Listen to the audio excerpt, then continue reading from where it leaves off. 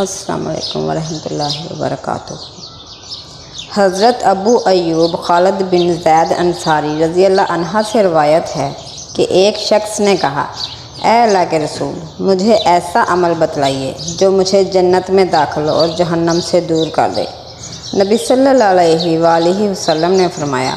تم صرف اللہ کی عبادت کرو، اس کے ساتھ کسی کو شریک مت ٹھہراؤ، نماز قائم کرو، زکوٰۃ دو اور صلہ رحمی کرو۔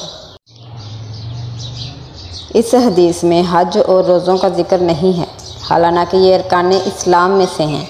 اس کا جواب یہ ہے کہ یہاں ارکان اسلام بیان کرنا مقصود نہیں تھا کیونکہ وہ شخص مسلمان تھا، نیز حج کیونکہ زندگی میں استطاعت کے بعد ایک بار فرض ہے اور روزے بھی سال بعد آتے ہیں، اس لیے ان کا ذکر نہیں کیا تاکہ سائل کو بات مختصر ہونے کی بنا پر یاد رہے۔ اور آپ صلی اللہ علیہ وآلہ وسلم کی عادت مبارکہ تھی